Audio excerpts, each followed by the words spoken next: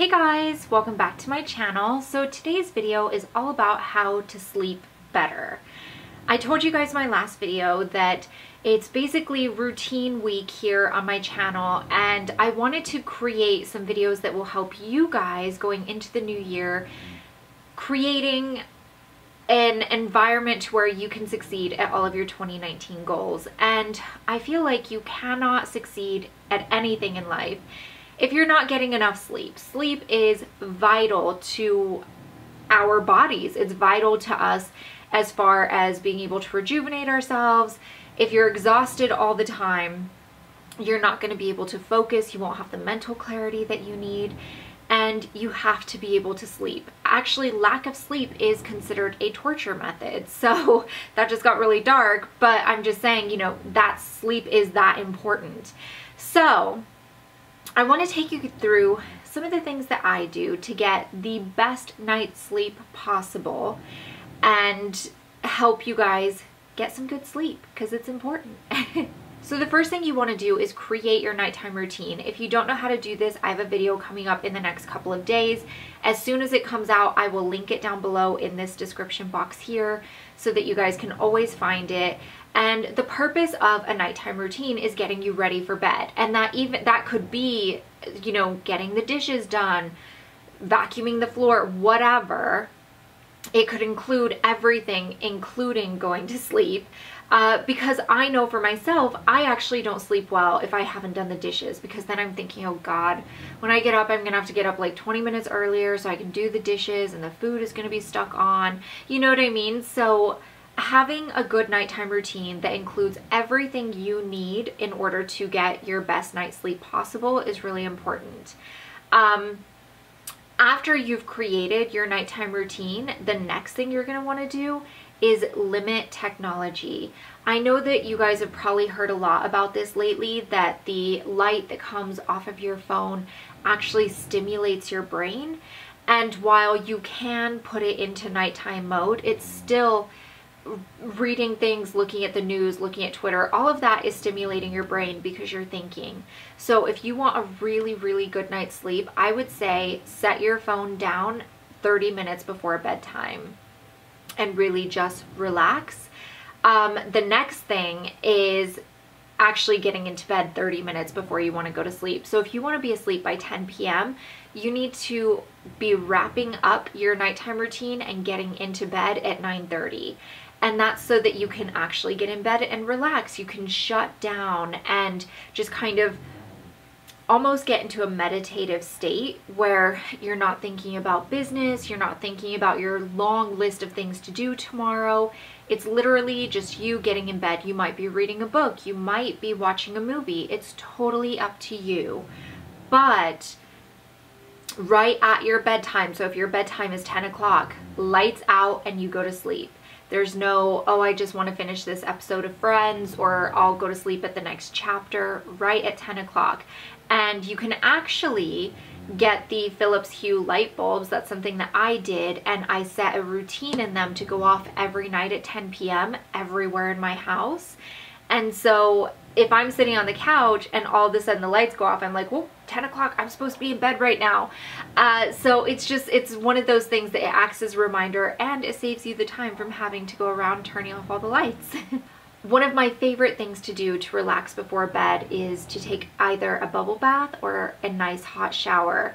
Whilst I'm in my bubble bath or hot shower, I always use products containing lavender.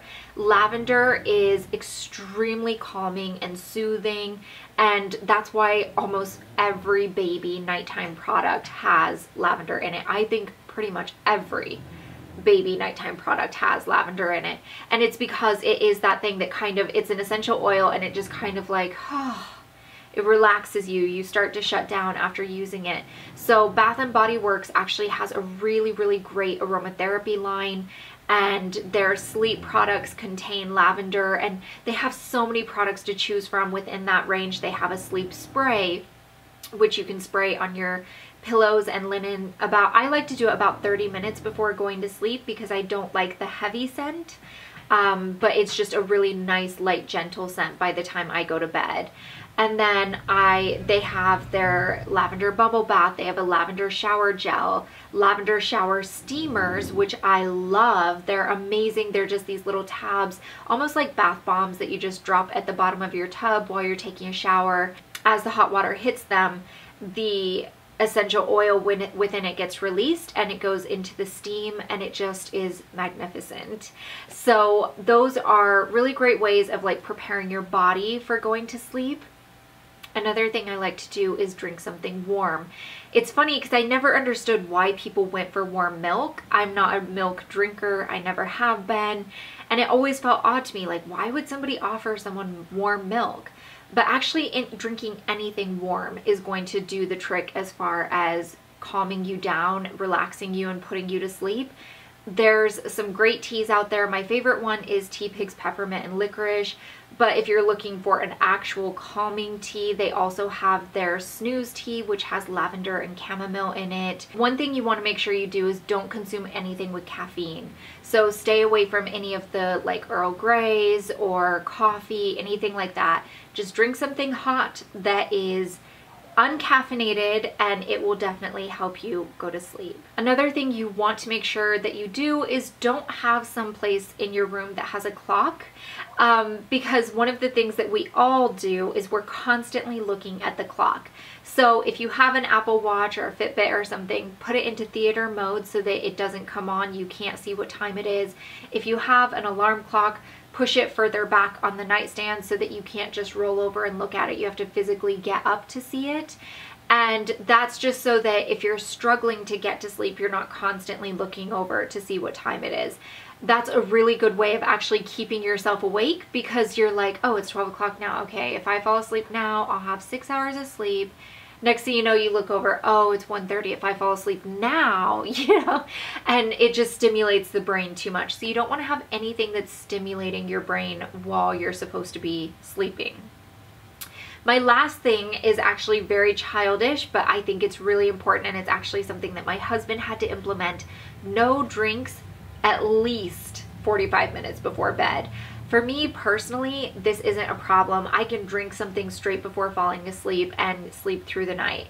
My husband, on the other hand, I mean, he does consume a lot more drinks during the evening than I do, because I drink my water throughout the day, and he like has one water during the day and then drinks like glasses and glasses of it at night, plus he'll have wine. And so for him, we had to set the rule of 45 minutes before bed, no drinks, because he was constantly getting up to go to the bathroom, and then he would complain that he didn't sleep that well. And that's because you're not getting into that really deep REM sleep, because you're constantly waking up to go to the bathroom. And because he was waking up, getting out of bed, it was waking me up.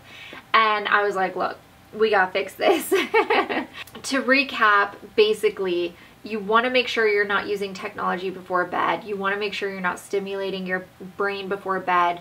You want to take like a nice hot shower, a nice hot bath. You want to limit your drinks. Don't have anything in your bedroom that's going to be, your brain is going to be looking at, firing like, ooh, what's that? You know, you just basically want to create a space that's really relaxing, and that's what your bedroom should be. It should 100% be a sanctuary where you can just let go and relax. I would say even don't listen to anything before going to sleep. No podcasts, no TV. A lot of people fall asleep to a podcast, and my issue with that is that your brain is being stimulated because it's listening, and they might say something that's like, oh, I wonder, you know, where it intrigues you. And also, when you fall asleep listening to something, that has a way of getting into your subconscious and can actually affect your dreams. So if you're falling asleep listening to How to Make a Murderer, obviously that's not a positive story, and that's not something you want to be dreaming about, but it will affect your dreams because it's being fed into your subconscious as you're drifting off. And your subconscious is more open to suggestion as you're drifting off because you're not alert, filtering things out. I hope this video helps you guys get some better sleep going into the new year. If you guys have any tips on how you get some good sleep at night, please leave them down in the comments below. And if you have any friends that are in need of some better sleep, please share this video with them.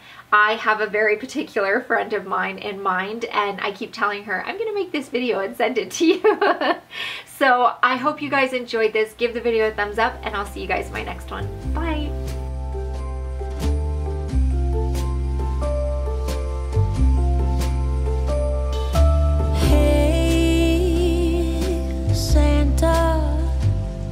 The city is covered in snow tonight.